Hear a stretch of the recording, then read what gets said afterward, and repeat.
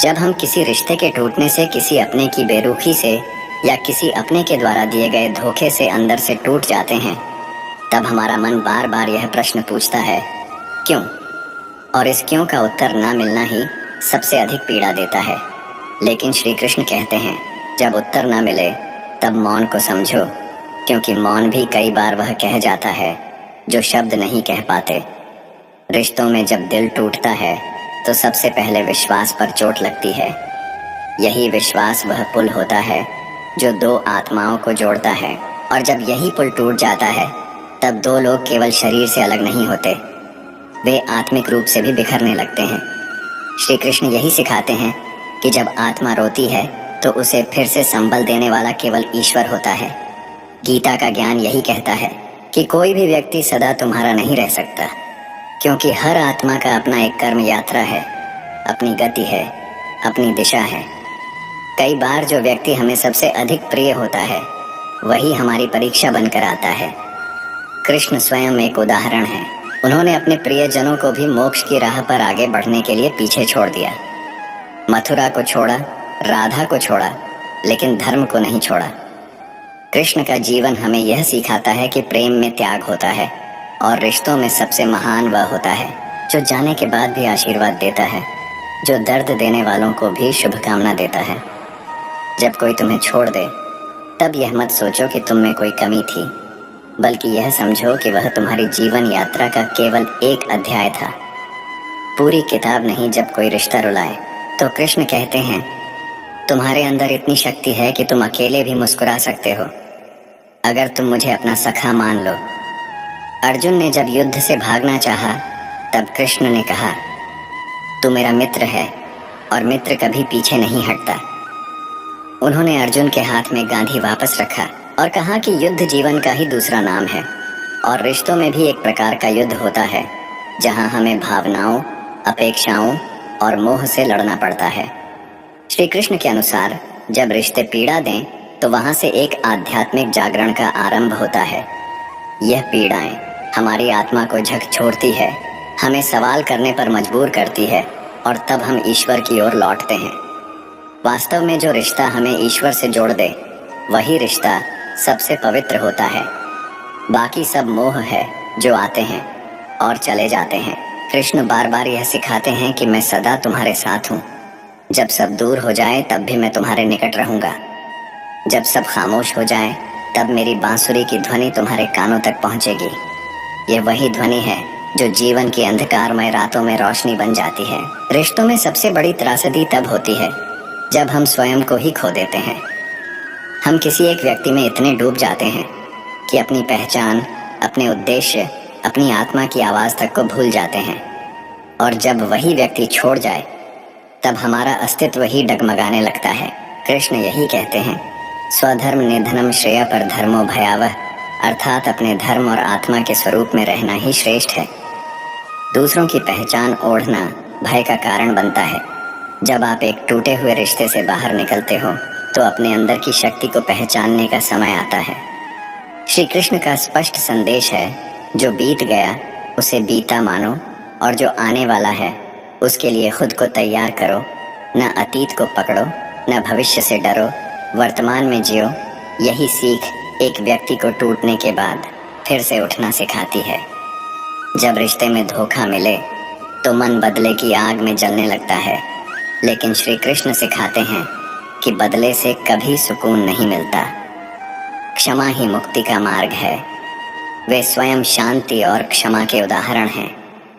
जब शिशुपाल ने 100 से अधिक बार उनका अपमान किया तब तक कृष्ण ने सहन किया, लेकिन जब सीमा पार हो गई तब उन्होंने न्याय किया। इसका अर्थ यह है कि क्षमा करो लेकिन अन्याय को न सहो। कृष्ण कहते हैं, तुम्हारा मूल्य इस बात से तय नहीं होता कि कोई तुम्हारे साथ कैसा व्यवहार करता है, बल्कि इस बात से कि तुम खुद को कितना जान पाए हो। जब कोई तुम्हें नकारे तब स्वयं को स्वीकार करो।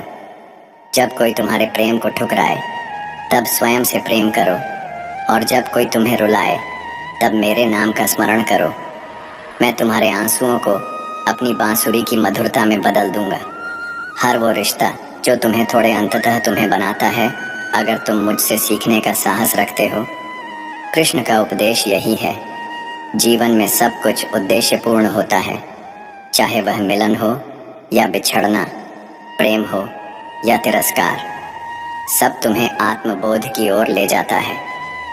जब रिश्ता इतना गहरा हो जाए कि उसका अंत तुम्हें जीवित लाश बना दे, तब श्री कृष्ण की गोद ही एकमात्र आश्रय होती है। वहां बैठकर रो लेना। बीन बोले, कहना है कृष्ण, मुझे सहारा दो, मैं थक गया हूँ और वह तुम्हें थाम लेंगे। उन्होंने हमेशा अपने भक्तों को उठाया है, चाहे वह द्रौपदी हो, अर्जुन हो या सुदामा। कृष्ण यह भी सिखाते हैं कि आत्मा अमर है और आत्मा के रिश्ते शरीर से परे होते हैं। जो रिश्ता आत्मा से जुड़ा होता है वह कभी नहीं टूटता। अगर कोई व्यक्ति तुम्हें सच में प्रेम करता था तो वह प्रेम सदा तुम्हारे पास रहेगा, वह शरीर से जाए तो भी। और जो प्रेम केवल शरीर से था वह एक भ्रम था, मोह था, जिसका टूटना ही अच्छा है। कई बार हम बार बार उसी व्यक्ति के पीछे भागते हैं जिसने हमें दुख दिया, क्योंकि हमें लगता है कि वही हमारी खुशी की कुंजी है। लेकिन श्री कृष्ण समझाते हैं कि असली कुंजी तुम्हारे भीतर है, बाहर नहीं। जब तुम स्वयं को पालोगे तब किसी दूसरे की जरूरत नहीं पड़ेगी। तुम्हें संपूर्ण अनुभव करने के लिए ध्यान, साधना और भागवत भक्ति ही उस बिखराव से निकलने का सबसे बड़ा मार्ग है।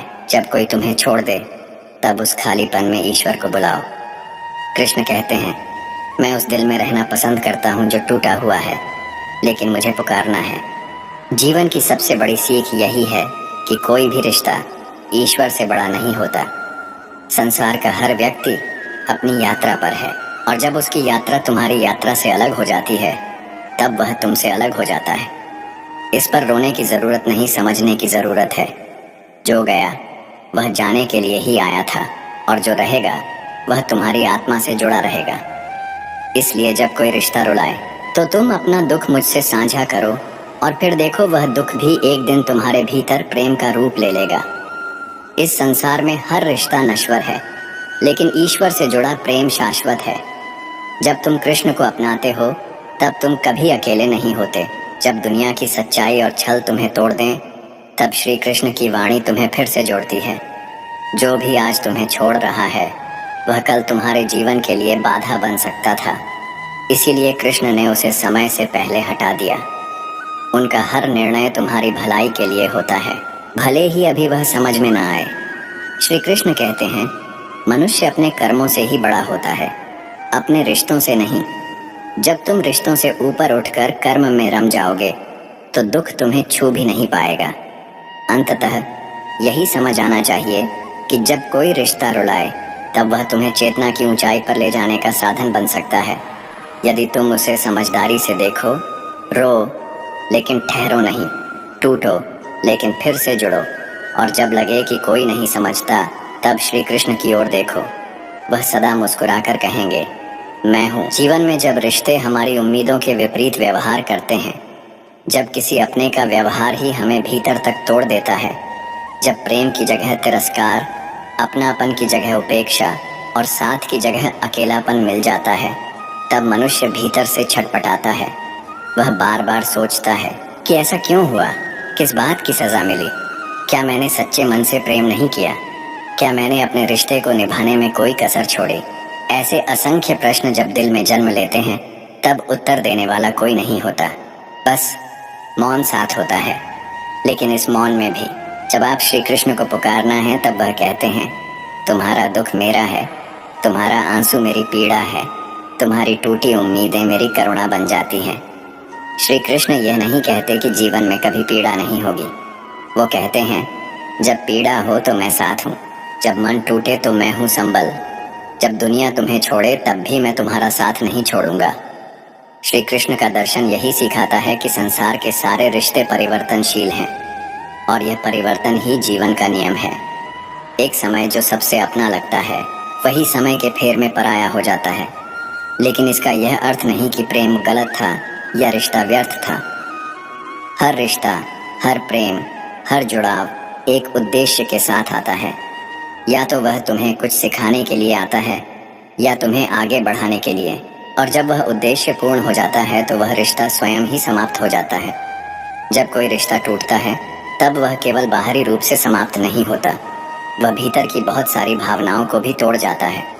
विश्वास, उम्मीद, आत्मसम्मान और कई बार जीवन के प्रति आस्था तक डगमगाने लगती है। लेकिन श्री कृष्ण कहते हैं, यही वह समय है जब आत्मा को स्वयं से परिचित होने का अवसर मिलता है। जिस आत्मा को तुमने किसी और के प्रेम में खो दिया था, वही आत्मा अब तुम्हारे भीतर की शक्ति बनकर उभरने को तैयार होती है। टूटना अंत नहीं है, वह पुनर्निर्माण की शुरुआत है। कृष्ण का जीवन यह सिद्ध करता है कि त्याग, प्रेम और संयम से बड़ा कोई धर्म नहीं है। उन्होंने राधा से प्रेम किया, लेकिन मोक्ष का मार्ग चुना। उन्होंने द्रौपदी की रक्षा की, लेकिन कभी उसके अधिकार में बाधा नहीं बने। उन्होंने अर्जुन को ज्ञान दिया, लेकिन निर्णय की स्वतंत्रता उसी को दी। उन्होंने हर रिश्ते को पवित्रता, मर्यादा और उद्देश्य के साथ जिया। इसीलिए जब कोई रिश्ता तुम्हें रुला दे, तो कृष्ण से सीखो त्याग की, धैर्य की और आत्मविश्वास की। श्री कृष्ण यह भी समझाते हैं कि संसार में कोई भी व्यक्ति पूर्ण नहीं है। हर एक के भीतर दोष है, सीमाएं हैं।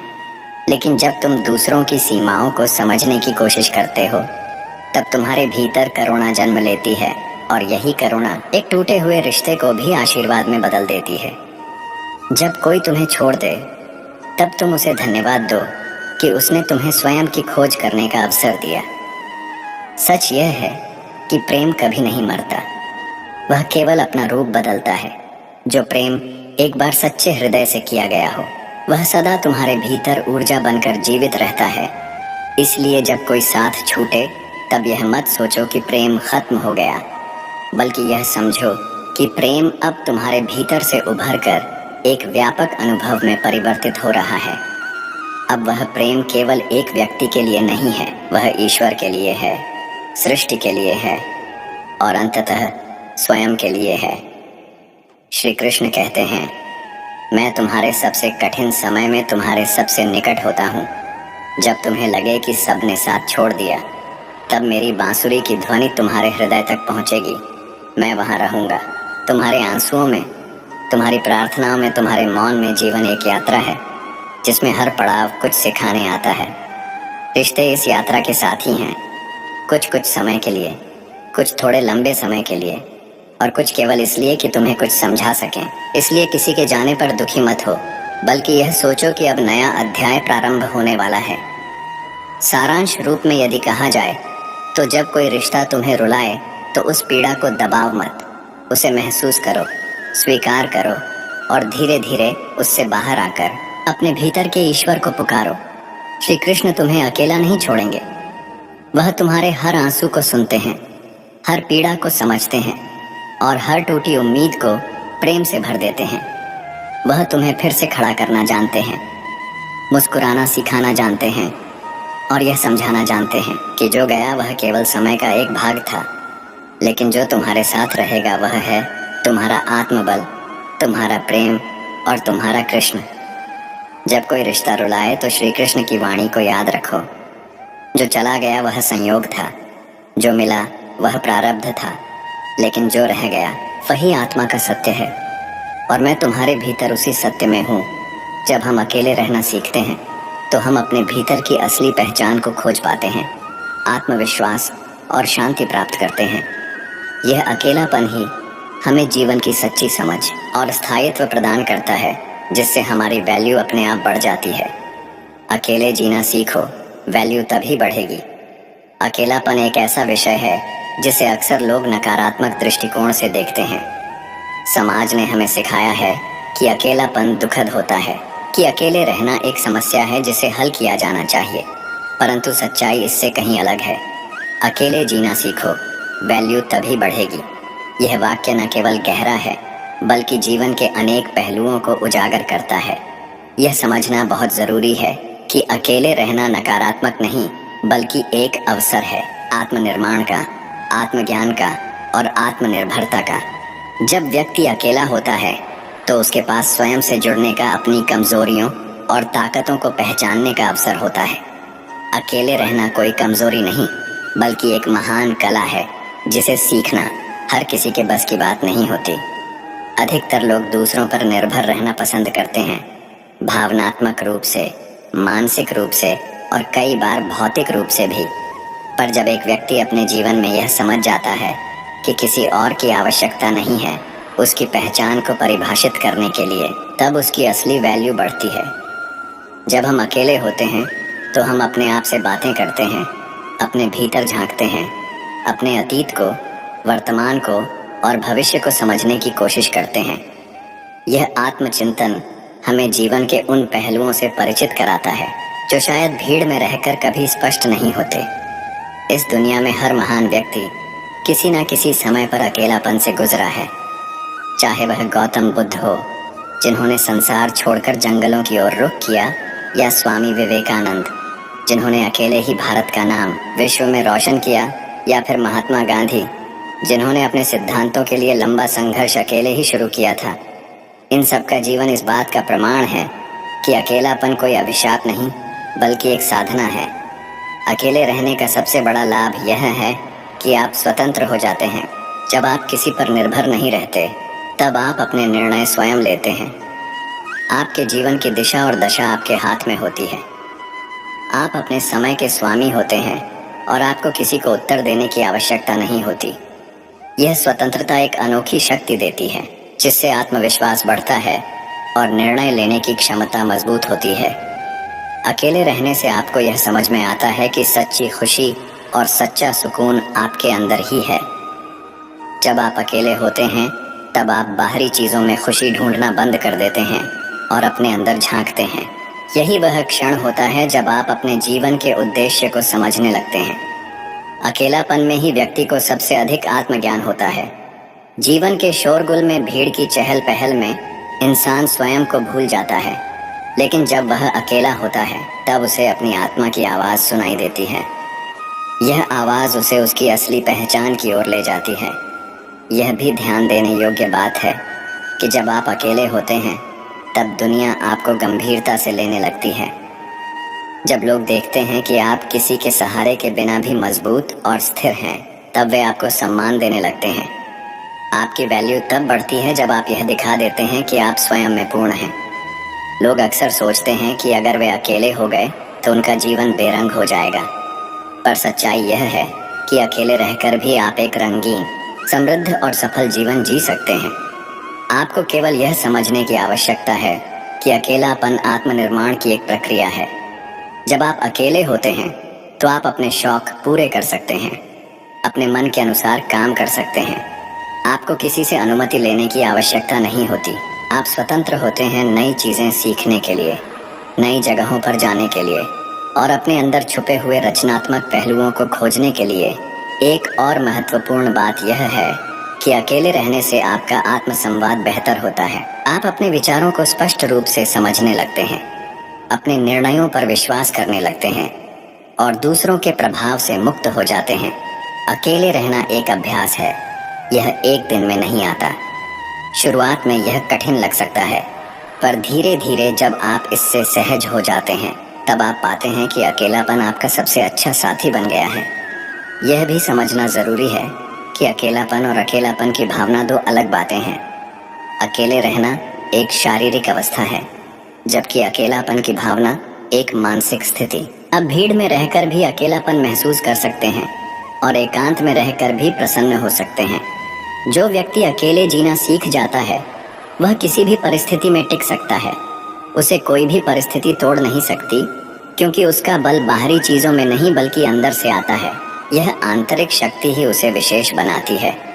हमारे समाज में यह धारणा बन गई है कि खुश रहने के लिए किसी साथी की ज़रूरत होती है, परंतु जीवन का अनुभव यह बताता है कि अगर आप स्वयं से प्रेम करना सीख जाते हैं तो आपको किसी और की आवश्यकता नहीं होती। अकेले रहने से आपको यह भी पता चलता है कि कौन आपके अपने हैं और कौन केवल आपकी परिस्थिति के साथ ही है।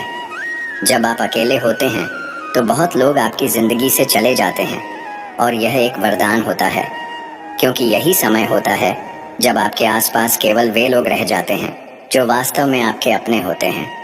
कई बार हम इसीलिए भी अकेले रहने से डरते हैं क्योंकि हमें आदत हो जाती है दूसरों के साथ होने की। पर जब आप इस आदत से बाहर आते हैं तब आप समझते हैं कि अकेलापन भी एक आनंद है। अकेले रहना मतलब अपने जीवन की बागडोर अपने हाथ में लेना। जब आप अपने निर्णय खुद लेते हैं तब आप अपने कर्मों की जिम्मेदारी भी खुद उठाते हैं। यही आत्मनिर्भरता आपको मजबूत बनाती है। किसी महान कार्य के लिए एकांत और मन की शांति आवश्यक होती है, चाहे वह अध्ययन हो, सृजन हो, साधना हो या आत्ममंथन। ये सभी क्रियाएं अकेले में ही फलदायी होती हैं। इसीलिए अगर आप अपनी वैल्यू बढ़ाना चाहते हैं तो अकेले रहना सीखिए, दूसरों की परवाह कम कीजिए और अपने आप को प्राथमिकता दीजिए, क्योंकि जब तक आप खुद को महत्व नहीं देंगे तब तक दुनिया भी आपको महत्व नहीं देगी। जीवन का सबसे बड़ा सत्य यही है कि हम अकेले आए हैं और अकेले ही जाएंगे। यह संसार, रिश्ते, दोस्त सब अस्थायी हैं। जो स्थायी है वह है आपका आत्मा से संबंध, और वह संबंध तभी प्रगाढ़ होता है जब आप अकेले होते हैं। इसलिए अगर जीवन में कुछ बड़ा करना है, अगर आत्म गौरव पाना है, अगर अपने जीवन को उद्देश्यपूर्ण बनाना है तो अकेले रहना सीखिए, क्योंकि अकेलापन डर नहीं, एक अवसर है स्वयं को खोजने का, निखारने का और एक ऐसी वैल्यू पाने का जो किसी और के भरोसे नहीं, केवल आपके आत्मबल पर आधारित हो। जिस दिन आपने अकेले जीना सीख लिया उस दिन आप किसी के गुलाम नहीं रहेंगे। आप अपने विचारों के, अपनी भावनाओं के और अपने कार्यों के मालिक बन जाएंगे। यही है सच्ची स्वतंत्रता, यही है असली वैल्यू। तो चलिए आज से ही इस दिशा में पहला कदम बढ़ाएं। अकेले रहने से डरिए मत, इसे अपनाइए, इसे समझिए और इसे अपने जीवन का आधार बनाइए। जब आप अकेले चलना सीख जाते हैं तब पूरी दुनिया आपके पीछे चलती है। अकेलापन जब जीवन में आता है तो शुरुआत में वह एक खालीपन की तरह लगता है। ऐसा प्रतीत होता है मानो सब कुछ छिन गया हो, जैसे चारों ओर सन्नाटा हो और कोई उम्मीद न बची हो। परंतु यह प्रारंभिक अवस्था केवल एक भ्रम होती है जो धीरे धीरे छंटने लगती है। जब इंसान स्वयं के साथ समय बिताने लगता है, जैसे जैसे व्यक्ति अकेले रहना स्वीकार करता है और उसे एक साधना की तरह जीने लगता है, वैसे वैसे भीतर की शक्ति जागृत होने लगती है। यह वही शक्ति होती है जो सदियों से सन्यासियों को, साधकों को, चिंतकों को और कर्मवीरों को प्रेरणा देती आई है। जब इंसान अकेला होता है तब उसे किसी और के स्वभाव, आदत या दृष्टिकोण से समझौता नहीं करना पड़ता। वह अपने मूल रूप में जी सकता है, बिना किसी दिखावे, बिना किसी सामाजिक दबाव के। यह स्थिति इतनी शुद्ध और शक्तिशाली होती है कि व्यक्ति को अपने अस्तित्व का असली अनुभव होता है। अकेले रहकर व्यक्ति को सबसे पहला लाभ यह होता है कि वह आत्म अवलोकन करता है। दिन भर की व्यस्तता, दुनिया की चहल पहल, रिश्तों की जटिलता जब दूर हो जाती है तब मन शांत होता है और वह अपनी गहराइयों में उतरता है। यहीं से शुरू होता है आत्मज्ञान का सफर। अक्सर देखा गया है कि जो व्यक्ति अकेले रहना जानते हैं वे ज्यादा क्रिएटिव होते हैं, क्योंकि उनकी ऊर्जा बिखरती नहीं बल्कि केंद्रित रहती है। वे अपने समय और सोच को एक दिशा दे पाते हैं और यहीं से जन्म लेती है रचनात्मकता, नवाचार और गहरी समझ। महान कलाकारों, लेखकों, दार्शनिकों और वैज्ञानिक का इतिहास इसका साक्षी है कि उन्होंने अकेले रहकर ही सबसे बड़े विचारों की रचना की।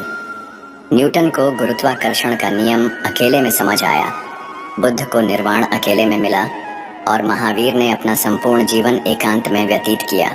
यह संसार जब तक आपसे किसी स्वार्थ के लिए जुड़ा रहता है तब तक वह आपको महत्व देता है, लेकिन जैसे ही आप अपने बल पर खड़े हो जाते हैं तब लोग हैरान होते हैं और आपकी वैल्यू खुद ब खुद बढ़ जाती है। अकेलापन आपको यह भी सिखाता है कि कौन आपके अपने हैं और कौन। केवल आपके अच्छे समय के साथ ही अकेले होने पर लोग आपके जीवन से हटने लगते हैं। यह एक स्वाभाविक प्रक्रिया है, लेकिन इस प्रक्रिया के बाद जो लोग आपके साथ बचते हैं वही आपके जीवन के असली रत्न होते हैं। मनुष्य का सबसे गहरा डर अकेलापन से जुड़ा होता है, क्योंकि वह सामाजिक प्राणी है। लेकिन यदि मनुष्य इस डर को पार कर ले तो वह सबसे शक्तिशाली बन जाता है, क्योंकि तब वह किसी पर निर्भर नहीं होता, ना भावनात्मक रूप से, ना मानसिक रूप से और ना ही भौतिक रूप से। अकेले रहने का अर्थ यह नहीं कि आप समाज से कट जाएं, बल्कि इसका अर्थ है कि आप आत्मनिर्भर हो जाएं। आपकी पहचान दूसरों की राय या उपस्थिति पर निर्भर ना हो। जब यह स्थिति आती है तब व्यक्ति आत्मसम्मान से भर जाता है। अकेलापन व्यक्ति को सहनशील बनाता है। जब कोई आपके साथ नहीं होता तब आप स्वयं को संभालना सीखते हैं। यह सीख किसी किताब में नहीं मिलती, यह केवल अनुभव से आती है, और यही अनुभव आपको महानता की ओर ले जाता है। एक समय ऐसा आता है जब आप अकेले रहना पसंद करने लगते हैं। यह कोई दुख नहीं होता, यह एक सुख होता है, वह सुख जो भीड़ में नहीं मिल सकता। मनुष्य की सबसे बड़ी विजय यह होती है जब वह स्वयं से प्रेम करना सीख जाता है, जब वह स्वयं को अपनाता है, अपनी कमियों और खूबियों के साथ। यही आत्म स्वीकृति उसे बाहर की दुनिया से स्वतंत्र बनाती है। जब आप खुद को समझ लेते हैं तब आपको दूसरों को समझने की जरूरत ही नहीं पड़ती, क्योंकि तब आपकी दुनिया आपके भीतर ही सजीव हो जाती है। अकेले रहना व्यक्ति के आत्मबल को बढ़ाता है। वह मानसिक रूप से अधिक स्थिर और मजबूत हो जाता है। उसके निर्णय अधिक स्पष्ट और सटीक होते हैं, क्योंकि उसमें किसी बाहरी हस्तक्षेप का प्रभाव नहीं होता। जो व्यक्ति अकेले रहकर खुश रहना सीख जाता है वह संसार के किसी भी कोने में जाकर सफल हो सकता है, क्योंकि उसके पास वह आधार होता है जो किसी अन्य से नहीं बल्कि खुद से आता है। कई बार अकेलापन व्यक्ति को तोड़ता नहीं बल्कि उसे एक नई दिशा देता है। जब सारे रास्ते बंद होते हैं तब एक नया रास्ता भीतर से निकलता है। यही रास्ता आत्मविकास का रास्ता होता है। अकेलापन में इंसान को यह समझ में आता है कि असली जीवन वह नहीं है जो बाहर दिखाई देता है, बल्कि वह है जो भीतर घटित होता है। इस स्थिति में व्यक्ति साक्षी भाव में आ जाता है। वह अपने जीवन को एक दर्शक की तरह देखने लगता है। उसे अब प्रतिक्रियाएं नहीं करनी होती, वह केवल अनुभव है, करता है और सीखता है। ऐसे व्यक्ति का जीवन एक ध्यान की तरह हो जाता है। उसकी हर गतिविधि में शांति, सच्चाई और संतुलन झलकता है। दुनिया अक्सर तेज रफ्तार की ओर भागती है, लेकिन अकेलापन सिखाता है कि रुकना भी जरूरी है, क्योंकि रुक कर ही आप देख सकते हैं कि आप कहाँ हैं और कहाँ जाना है। जो लोग हमेशा दूसरों की संगति में जीते हैं उन्हें यह समझने का समय ही नहीं मिलता कि वे वास्तव में क्या चाहते हैं। अकेले रहना व्यक्ति को अपने भीतर के उस मैं से मिलाता है जिसे वह सारी उम्र भूल चुका होता है। यह मैं ही उसका सच्चा स्वरूप होता है, आत्मा का स्वरूप जो कभी नष्ट नहीं होता, जो सदा अस्तित्व में रहता है। एकांत में व्यक्ति प्रकृति से जुड़ता है। वह आकाश को देखता है, थपेड़ों से बात करता है, पक्षियों की चहचहाट में संगीत पाता है और इस पूरी सृष्टि से एक भावनात्मक संबंध बना लेता है। यह संबंध उसे वह शांति देता है जो किसी रिश्ते, दौलत या प्रसिद्धि से नहीं मिल सकती। अकेलापन की शक्ति को पहचानना बहुत जरूरी है। यह शक्ति निर्माण करती है सोच का, आत्मा का, व्यक्तित्व का। यदि युवा वर्ग यह सीख लें कि अकेले रहना कमजोरी नहीं बल्कि एक ताकत है, तो वे एक ऐसी पीढ़ी बना सकते हैं जो आत्मनिर्भर, सशक्त और सुसंस्कृत होगी। समय की मांग है कि हम अपने अंदर झांकें, अपने मूल्यों की पुनः समीक्षा करें और यह समझें कि जब तक हम खुद को नहीं जानेंगे तब तक हम किसी और को नहीं जान सकते। जब आप अकेले रहना सीख लेते हैं तब आप यह भी समझने लगते हैं कि जीवन में कौन सी चीजें वास्तव में मूल्यवान हैं। सत्य, करुणा, प्रेम, सादगी और आत्मज्ञान। आपका जीवन एक यात्रा बन जाता है, बाहरी नहीं बल्कि आंतरिक। और यह यात्रा सबसे सुंदर होती है क्योंकि इसमें कोई झूठ नहीं, कोई छल नहीं होता, केवल आप और आपका अस्तित्व होता है। जिस दिन आप अकेले बैठकर मुस्कुरा पाए, उस दिन समझ लीजिए कि आपने जीवन का सबसे बड़ा मंत्र सीख लिया है। अकेले रहना कला है, साधना है और सफलता की कुंजी भी। अकेलापन की यात्रा आसान नहीं होती, लेकिन यह जीवन की सबसे शिक्षाप्रद यात्रा होती है। यह वह मार्ग है जो बाहर की दुनिया से अधिक भीतर की दुनिया की ओर ले जाता है। जब कोई व्यक्ति इस यात्रा पर निकलता है तो शुरुआत में उसे अनेक प्रकार की भावनाओं घेरे रहती है। डर, चिंता, असुरक्षा और भ्रम। उसे यह महसूस होता है कि अब कोई साथ नहीं है, कोई सुनने वाला नहीं है, कोई समझने वाला नहीं है। लेकिन जैसे जैसे वह व्यक्ति इस अकेलापन को अपनाता है, वैसे वैसे उसे एहसास होता है कि उसने जितना बाहर खोजा उससे कहीं अधिक उत्तर उसके भीतर ही थे। एकांत में मनुष्य का मन अधिक स्पष्ट होता है। वह उन आवाजों को सुन पाता है जो शोर में दब जाती थीं। उसे अपने विचारों की गति, अपनी भावनाओं की तीव्रता और अपने मन की चाल का साक्षात्कार होता है। यही आत्मबोध की पहली सीढ़ी है।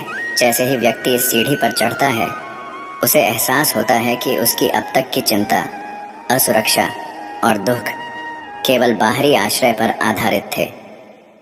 जब इन आश्रयों को छोड़कर वह अपने भीतर शरण लेता है, तभी उसकी असली शक्ति जागती है। अकेलापन में समय भी अलग तरह से चलता है। जब व्यक्ति भीड़ में होता है तो समय एक रफ्तार में भागता हुआ प्रतीत होता है, लेकिन जब वह अकेले होता है तो समय थम जाता है। हर क्षण विस्तारित हो जाता है, जैसे कोई गहरी नदी जिसमें डूबकर व्यक्ति स्वयं से मिल सकता है। यही वह क्षण होते हैं जो जीवन के सबसे निर्णायक क्षण बनते हैं। यहीं से वह आत्मनिर्भरता की ओर बढ़ता है। अकेलापन व्यक्ति को आत्मसंयम सिखाता है। जब कोई आसपास नहीं होता, तब व्यक्ति को अपने विचारों, इच्छाओं और प्रतिक्रियाएं पर नियंत्रण करना होता है। यही आत्मसंयम एक ऐसा गुण है जो व्यक्ति को समाज में सम्मान दिलाता है। जो व्यक्ति अकेले रहकर अपने मन को वश में कर सकता है, वह संसार के किसी भी कोने में जाकर सफल हो सकता है, क्योंकि वह केवल बाहरी दुनिया में ही नहीं बल्कि अपने भीतर भी शासन कर सकता है। अकेलापन का सबसे बड़ा वरदान ये है कि यह व्यक्ति को आत्मनिर्भर बनाता है। आत्मनिर्भरता केवल आर्थिक नहीं होती, यह मानसिक, भावनात्मक और आध्यात्मिक होती है। जो व्यक्ति भावनात्मक रूप से आत्मनिर्भर होता है, वह किसी और के व्यवहार से प्रभावित नहीं होता। उसकी खुशी, उसकी शांति, उसका आत्मविश्वास दूसरों की उपस्थिति या अनुपस्थिति पर निर्भर नहीं करता। वह अपने भीतर की स्थिति से संचालित होता है।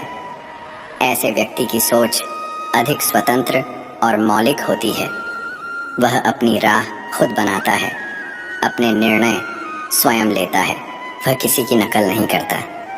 वह समाज के ढांचे में फिट होने की कोशिश नहीं करता, बल्कि वह स्वयं एक नया ढांचा बनाता है। ऐसे लोग ही परिवर्तन के वाहक बनते हैं।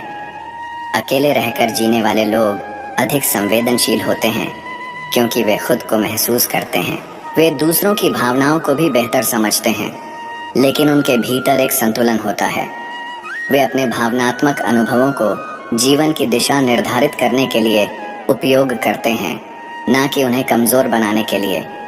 अकेलापन व्यक्ति को अध्यात्म की ओर ले जाता है। जब सभी बाहरी सहारे छीन जाते हैं, तब वह एक ऐसे सहारे की तलाश करता है जो कभी न छूटे। यही तलाश उसे ईश्वर, आत्मा और परम शांति की ओर ले जाती है। वह धीरे धीरे समझने लगता है कि जीवन केवल भौतिक नहीं है, बल्कि यह एक गहरी, दिव्य और रहस्यमय प्रक्रिया है। जब व्यक्ति इस दिव्यता को अनुभव करता है, तब वह भीतर से स्थिर हो जाता है। उसका मन अब उतार चढ़ाव से नहीं हिलता। वह प्रसन्नता में भी शांत रहता है और दुख में भी संयमित। यही संतुलन जीवन की सबसे बड़ी उपलब्धि है। अकेलापन व्यक्ति को उस अवस्था तक ले जाता है जहां वह हर परिस्थिति में स्वयं के प्रति ईमानदार रहता है। वह दिखावे से मुक्त हो जाता है। उसे यह परवाह नहीं होती कि दुनिया क्या कहेगी, क्योंकि वह अब स्वयं को जान गया होता है। जो लोग अकेले रहना सीख जाते हैं, वे संबंधों को और बेहतर समझते हैं। वे अब संबंधों में अपनी पहचान खोने की बजाय अपनी पहचान के साथ जुड़ते हैं। वे रिश्तों में अधीन नहीं होते, वे बराबरी के साथ जुड़ते हैं। उनका प्रेम सच्चा होता है, क्योंकि वह अपेक्षा से नहीं, स्वीकृति से भरा होता है। इस तरह अकेलापन व्यक्ति को परिपक्व बनाता है। वह जीवन के उस स्तर पर पहुंचता है जहां उसे किसी प्रमाण की आवश्यकता नहीं होती। उसका आचरण ही उसका प्रमाण होता है। यह अवस्था तभी आती है जब व्यक्ति अकेले रहकर अपने अस्तित्व को समझ लेता है। तब उसे यह समझ में आता है कि जीवन की सबसे बड़ी उपलब्धि स्वयं को खोकर दूसरों में मिलना नहीं, बल्कि स्वयं को पाकर अपने भीतर की शांति में जीना है। कई बार हम सोचते हैं कि अकेले होने का अर्थ है असफल होना, लेकिन सच्चाई यह है कि अकेले रहना एक बहादुरी है। यह वह हिम्मत है जो बहुत कम लोगों में होती है, क्योंकि अकेले रहना मतलब है खुद के सामने खड़े होना, खुद से सवाल करना खुद को जवाब देना और खुद को बदलना। अकेले रहने का अभ्यास जब जीवन में एक स्थिरता ले आता है, तब व्यक्ति जीवन की गहराइयों को समझने लगता है। उसे यह अनुभव होता है कि दुख और सुख स्थायी नहीं है, कि समय बदलता रहता है, और कि सबसे बड़ी सच्चाई यही है कि हम सभी को अंत में खुद के साथ ही रहना है। इस सच्चाई को समझना व्यक्ति को भयमुक्त बनाता है। अब वह जीवन से डरता नहीं, परिस्थितियों से नहीं घबराता, क्योंकि उसे पता होता है कि उसकी सबसे बड़ी शक्ति स्वयं उसके भीतर है। जिस समय हम किसी का अपमान कर रहे होते हैं, उस समय हम अपना सम्मान खो रहे होते हैं। सुख और दुख अपनी तकदीर से मिलते हैं, अमीरी और गरीबी से उसका कोई लेना देना नहीं होता है। रोने वाले महलों में भी रोते हैं, और जिनकी तकदीर में खुशियां होती हैं, वह झोपड़ी में भी हंसते हैं। शरीर में कोई सुंदरता नहीं होती, सुंदर होते हैं व्यक्ति के कर्म, उसके विचार, उसकी वाणी, उसका व्यवहार, उसके संस्कार और उसका चरित्र। जिसके जीवन में ये सब है, वही इंसान दुनिया का सबसे सुंदर इंसान है। सोचने वाली बात है, जब आप शराब पीकर मंदिर, मस्जिद, गुरुद्वारा या चर्च नहीं जाते हो तो घर कैसे जाते हो, जहां आपको जन्म देने वाली माँ रहती है, प्यार करने वाली बहन रहती है, सम्मान देने वाली पत्नी रहती है, साथ निभाने वाला भाई रहता है और सहारा देने वाले पिता रहते हैं। घर भी तो एक मंदिर है। दुआ करो और दुआ के साथ सब्र भी किया करो, क्योंकि वह सबकी सुनता है, लेकिन किसी किसी को सब्र के लिए भी चुनता है। अहंकार दूसरों को झुकाने में आनंदित होता है और संस्कार खुद झुकने में आनंदित होता है।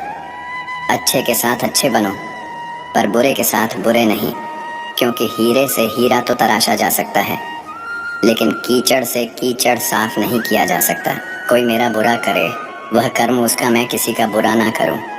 यह धर्म मेरा जीवन में किसी को रुलाकर हवन भी करवा लोगे तो कोई फायदा नहीं। और अगर रोज किसी एक आदमी को भी हंसा दिया तो तुम्हें अगरबत्ती भी जलाने की जरूरत नहीं। एक सच्ची बात हमेशा याद रखना, जिसके साथ आप खुल के हंस सकते हैं, उसके साथ आप पूरा दिन बिता सकते हैं, लेकिन जिसके साथ आप खुल के रो सकते हैं, उसके साथ आप अपनी पूरी जिंदगी बिता सकते हैं।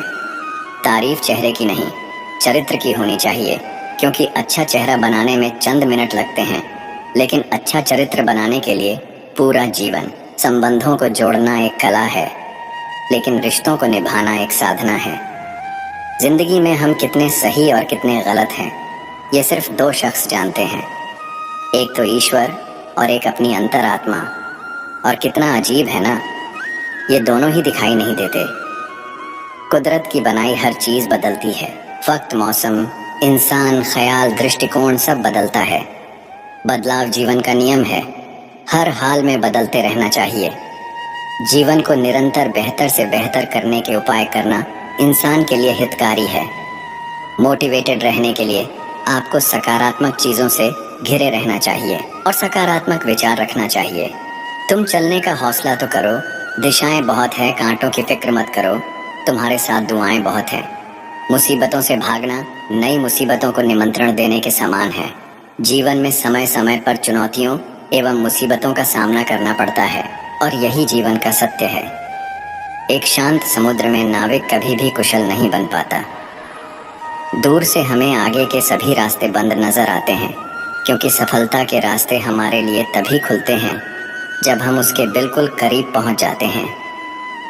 बारिश के दौरान सारे पक्षी आश्रय की तलाश करते हैं, लेकिन बाज बादलों के ऊपर उड़कर बारिश को ही अवॉइड कर देता है। समस्याएं कॉमन हैं, लेकिन आपका नजरिया इनमें डिफरेंस पैदा करता है। क्या आपको पता है, जब हाथी का बच्चा छोटा होता है तो उसे पतली और कमजोर रस्सी से बांधा जाता है। हाथी का बच्चा छोटा और कमजोर होने के कारण उस रस्सी को तोड़कर भाग नहीं सकता, लेकिन जब वही हाथी बड़ा और शक्तिशाली हो जाता है तो भी उसे पतली और कमजोर रस्सी से ही बांधा जाता है, जिसे वह आसानी से तोड़ सकता है। लेकिन वह उस रस्सी को तोड़ता नहीं है और बंधा रहता है। ऐसा क्यों होता है? ऐसा इसलिए होता है क्योंकि जब हाथी का बच्चा छोटा होता है तो वह बार बार रस्सी छुड़ाकर भागने की कोशिश करता है, लेकिन वह कमजोर होने के कारण उस पतली रस्सी को तोड़ नहीं सकता और आखिरकार यह मान लेता है कि वह कभी भी उस रस्सी को तोड़ नहीं सकता।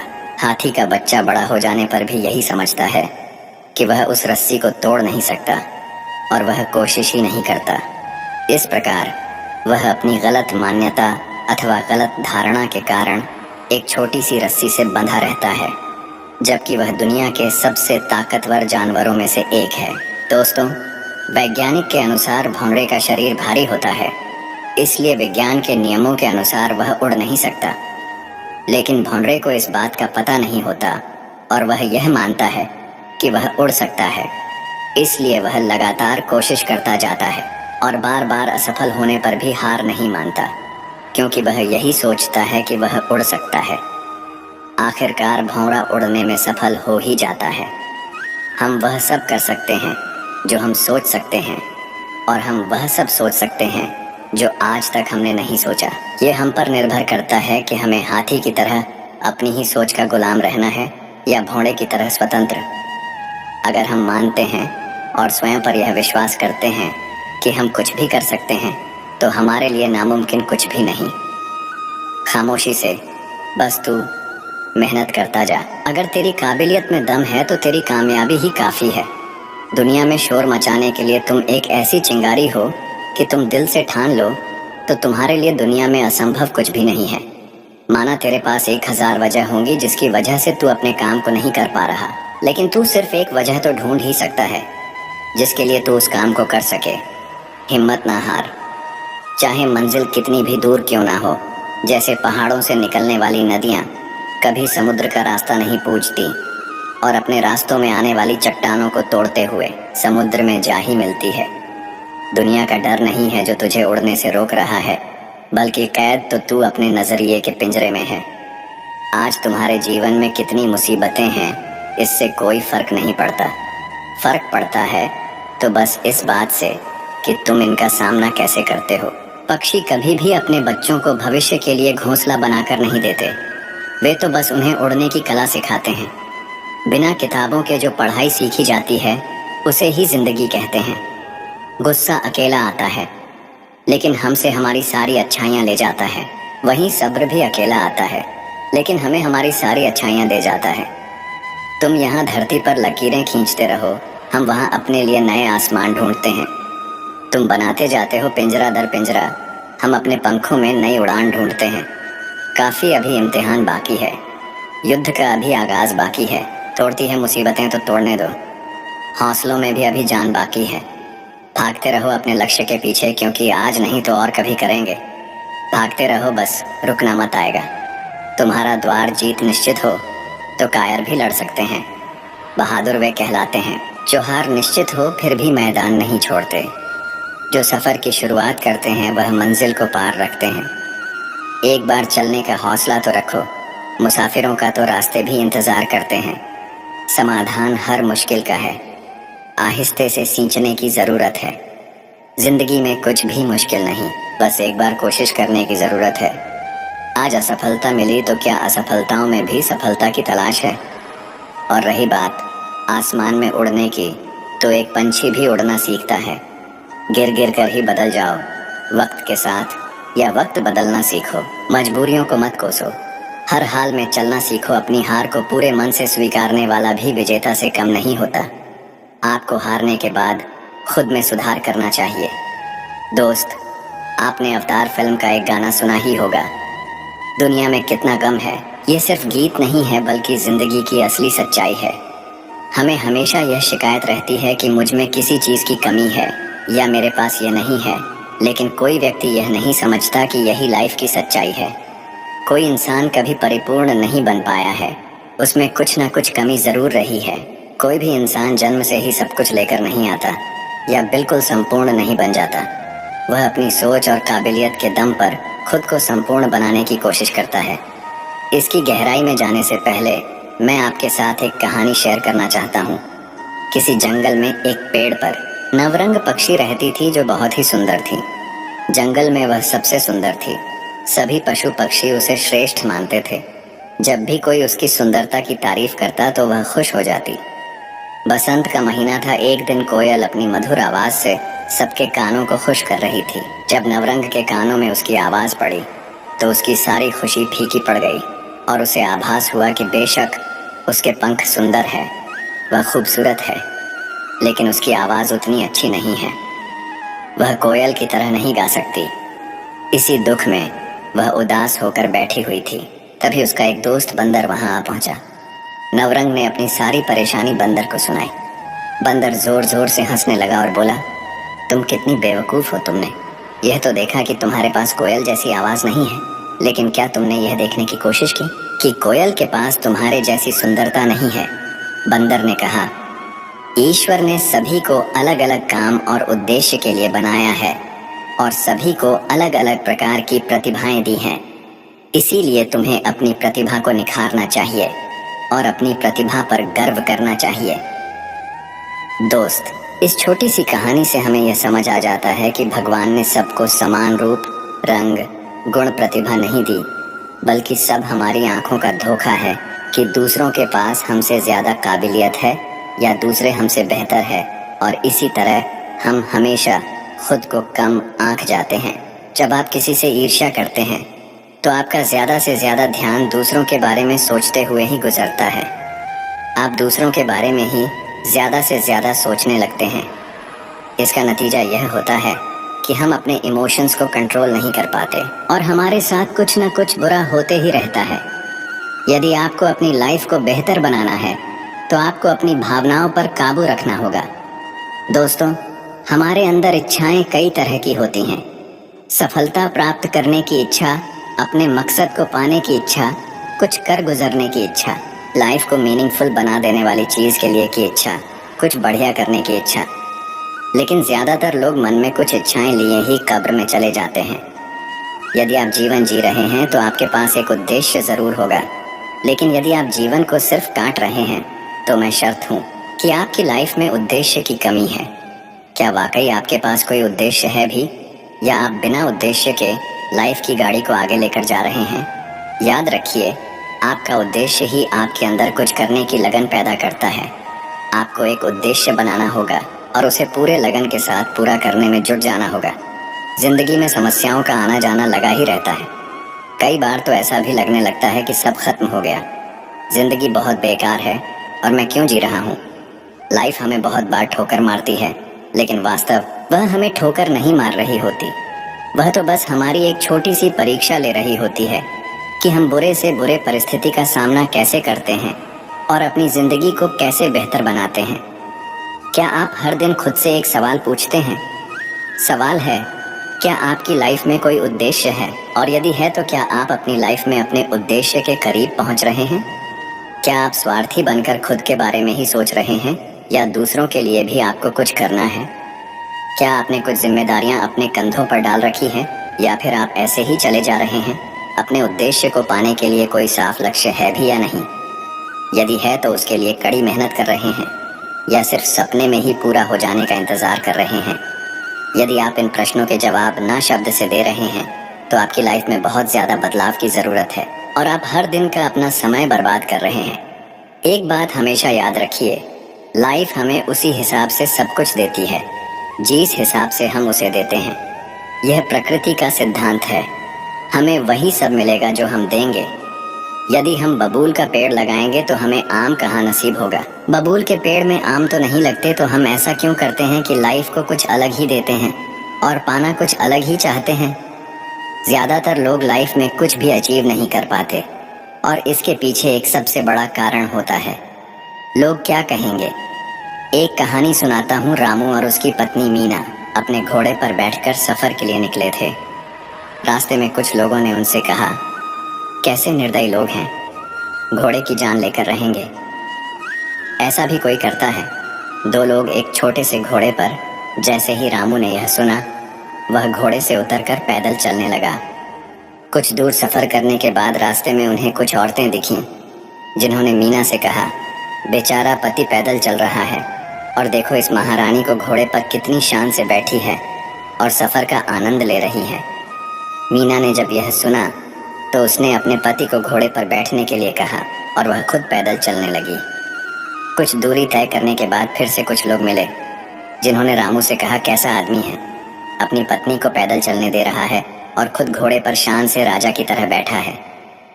यह सुनने के बाद रामू फौरन घोड़े से नीचे उतर गया। अब दोनों पैदल चलने लगे।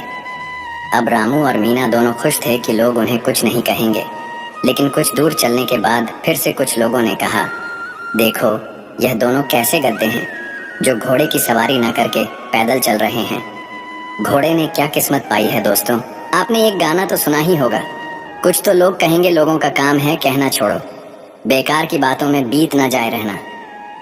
आप कुछ भी काम करेंगे, लोग आपको हजारों तरह की बात बोलेंगे, अपनी अपनी राय देंगे और लोगों को फ्री में सलाह बांटने की बड़ी बीमारी होती है और आज तक इसका कोई इलाज मार्केट में अवेलेबल नहीं है। यदि आप इस वजह से कुछ नहीं कर रहे कि लोग क्या कहेंगे, तो आप अपनी लाइफ में कभी भी कोई बड़ा मुकाम हासिल नहीं कर सकते। जब आप कोई नया काम शुरू करते हैं जिसमें आपको विश्वास होता है कि आप सफल हो सकते हैं, लेकिन चंद लोगों की बातों को सुनकर जब आप अपने हौसले को कमजोर करते हैं, तो इसमें आपकी ही गलती है। इस बात को याद रखिए, जब आप सफल होने के लिए स्ट्रगल कर रहे होते हैं तो आपकी मुलाकात ऐसे प्राणियों से होगी जो आपकी टांग खींचेंगे आपको आगे बढ़ने से रोकने के लिए। उनके शब्द आपको कमजोर कर सकते हैं, लेकिन आपको उन्हें इग्नोर करके आगे बढ़ना होगा। इस बात को गांठ बांध कर चलना होगा कि लाइफ में ऐसे नमूने आएंगे ही, लेकिन सफल आपको होना है, किसी दूसरे को नहीं। लाइफ में बहुत सी चीजों को नजरअंदाज करना होता है। हर मोड़ पर हमें एक से बढ़कर एक ज्ञान देने वाले मिलेंगे। कुछ लोग अपने अनुभवों को आपके साथ शेयर करेंगे, कुछ लोग आपकी टांग खींचेंगे, कुछ लोग एक लक्ष्य लेकर चलेंगे कि आपको वह हमेशा दिखाएं, आपको कमजोर बनाएंगे, लेकिन आपको इग्नोर करना सीखना होगा। लोगों की बातों को दिमाग से मत लगाइए। हाँ, कुछ लोग होंगे जो अपने अनुभवों को आपके बीच रखेंगे, आप उनसे सीख सकते हैं, लेकिन जरूरी नहीं कि उनकी लाइफ में जो हुआ आपके साथ भी वही चीज हो। सबसे ज्यादा जरूरी यह है कि आपको जो सही लगता है आप वही कीजिए। आप दूसरों के अनुभवों से सीखिए, लेकिन कुछ चीज़ों को इग्नोर करके आगे बढ़ना भी ज़रूरी है। न रात की खबर लगी, न जाने कब सवेरा हुआ, न जाने कब मुसीबतों से यारी हुई, न जाने कब मेहनती मिजाज मेरा हुआ। सपने देखना कभी न छोड़ें। जिस दिन आप सपने देखना छोड़ देंगे उस दिन समझ लीजिए कि आप हार गए। सपने देखने वालों के लिए रात छोटी पड़ जाती है, लेकिन सपने पूरे करने वालों के लिए दिन और रात दोनों छोटे पड़ जाते हैं। सफलता कभी भी शॉर्टकट से नहीं मिलती, इसके लिए कड़ी मेहनत की आवश्यकता होती है। कड़ी मेहनत का रंग ही ऐसा आता है। इतिहास रचना मेहनती के लिए बड़ी बात नहीं। पहचान के जरिए मिला काम बहुत कम समय के लिए ही टिक पाता है, लेकिन काम से मिली पहचान जिंदगी भर कायम रहती है। देख लेना, जिंदगी में मेहनत से मिले फल का स्वाद किस्मत से मिले फल के स्वाद से ज्यादा मीठा लगेगा। मैं काम, कड़ी मेहनत और लंबे समय तक काम करने में यकीन करता हूँ। इंसान अधिक काम करने से नहीं टूटता, बल्कि चिंता और असंतोष से टूटता है। थपेड़ों ने शर्तें नहीं मानी तो कट गए, गमलों ने हदें तय की तो सहारे मिले। पता नहीं कैसे पत्थर की मूर्ति के लिए जगह बना लेते हैं घर में वो लोग जिनके घर में माता पिता के लिए स्थान नहीं होता। बुरे वक्त में ही सबके असली रंग दिखते हैं। दिन के उजाले में तो पानी भी चांदी लगता है। लोगों से कह दो हमारी तकदीर से जलना छोड़ दे। हम घर से दवा नहीं, माँ की दुआ लेकर निकलते हैं। हम भी दरिया हैं, हमें अपना हुनर मालूम है। जिस तरफ भी चल पड़ेंगे रास्ता हो जाएगा हवा में। ताज का महल नहीं बनता, रोने से बिगड़ा मुकद्दर नहीं बनता। दुनिया जीतने का हौसला रखो दोस्त, एक जीत से कोई सिकंदर नहीं बनता। जब तुम पैदा हुए थे तो तुम रोए थे, जबकि पूरी दुनिया ने जश्न मनाया था। बुरा वक्त आपको जिंदगी के उन सभी शख्स से सामना करवाता है जिनका आपको अच्छे समय में कभी भी ख्याल नहीं आता। उम्मीद एक ऐसी शक्ति है जिसकी मदद से मुश्किल समय का सामना किया जा सकता है। उम्मीद बनाए रखेंगे तो उत्साह भी बना रहेगा। सही समय, सही सोच और सही तरीके से व्यक्ति बुरे वक्त से लड़ने में कामयाब होता है। धैर्यवान व्यक्ति आत्मविश्वास की मदद से बड़ी से बड़ी समस्याओं को दूर कर सकता है। अगर कोई व्यक्ति तैरना सीखना चाहता है तो उसे पानी में उतरना ही होगा। किनारे पर बैठकर कोई भी अच्छा तैराक नहीं बन सकता। जीवन में तूफान का आना भी जरूरी है, क्योंकि तभी हमें पता चलता है कौन हाथ पकड़कर साथ चलता है और कौन साथ छोड़कर जाता है। तकदीर भी बदलेगी, तू हिम्मत ना हार मेरे दोस्त। तेरे हाथों की लकीरें भी बदलेंगी। कठिन रास्तों से कभी ना घबराएं, क्योंकि कठिन रास्ते हमेशा खूबसूरत मंजिल की ओर लेकर जाते हैं। ना कोई कठिनाई ना कोई तकलीफ, तो क्या मज़ा है। जीने में बड़े बड़े तूफान थम जाते हैं जब आग लगी हो सीने में डूबकर मेहनत करो अपने आज में, ताकि कल जब उभरो सबसे अलग निखर कर आओ। अगर जिंदगी में कुछ अलग करना चाहते हो तो भीड़ का हिस्सा कभी मत बनो, क्योंकि भीड़ साहस तो देती है मगर पहचान छीन लेती है। जिन्होंने मुझे ठुकरा दिया, मेरा वक्त देखकर मैं कसम खाता हूँ एक दिन ऐसा वक्त लाऊंगा कि मुझसे मिलना पड़ेगा उन्हें वक्त लेकर। सफलता इसमें नहीं है कि आप कितने बड़े सपने देखते हैं, बल्कि सफलता इस बात में है कि आप अपने छोटे से छोटे सपने को भी कितने जुनून से पूरा करते हैं। जहाँ कोशिशों का कद बड़ा होता है वह नसीबों को भी झुकना पड़ता है। अपने स्वयं के मन को जानना ही हमारी सभी समस्याओं का समाधान है। किसी समस्या को हल करते समय विपत्तियों को दोष देने के बजाय जड़ों को खोजें। जीवन में अधिकांश समस्याएं दो कारणों से होती हैं। हम बिना सोचे समझे काम करते हैं या हम बिना कुछ किए सोचते रहते हैं। कोई जादू की छड़ी नहीं है जो हमारी समस्याओं का समाधान कर सके। समाधान हमारे काम और अनुशासन में है। जो मानव अपनी निंदा सुन लेता है वह सारे जगत पर विजय प्राप्त कर लेता है। अगर जिंदगी में कामयाब होना चाहते हो तो दूसरों की बातों पर नहीं, अपने काम पर ध्यान लगाओ। लगातार मिल रही असफलताओं से निराश मत होना। कभी कभी गुच्छे की आखिरी चाबी ही ताला खोल देती है। भगवान की नज़र में वह इंसान बड़ा नहीं जो करोड़ों रुपए कमाता है, बल्कि वह इंसान बड़ा है जो करोड़ों का दिल जीतता है। अंदाज़ा ताकत का लगाया जा सकता है, किसी के हौसले का नहीं। जो व्यक्ति अपने कदमों की काबिलियत पर भरोसा रखते हैं वही अक्सर अपनी मंजिल पर पहुंचते हैं। सलाह के 100 शब्दों से ज़्यादा अनुभव की एक ठोकर इंसान को बहुत मजबूत बनाती है। कामयाब लोग अपने फैसले से दुनिया बदल देते हैं, जबकि नाकामयाब लोग दुनिया के डर से अपने फैसले बदल देते हैं। जिंदगी में कुछ बड़ा करना चाहते हो तो लोगों की छोटी छोटी बातों पर ध्यान देना छोड़ दो। मित्रों, मुझे विश्वास है कि इस वीडियो से आपने बहुत कुछ सीखा होगा। अगर आपको यह वीडियो पसंद आया हो तो कृपया इसे लाइक करें और अपने दोस्तों के साथ शेयर करें। राधे राधे। शेयर करें, कमेंट में जय श्री राधे कृष्ण लिखना ना भूलें। ऐसे ही और ज्ञानवर्धक वीडियो देखने के लिए हमारे चैनल को सब्सक्राइब करें और घंटी का बटन भी दबाएं। अंत तक वीडियो को देखने के लिए आपका बहुत बहुत धन्यवाद। जय श्री राधे कृष्ण।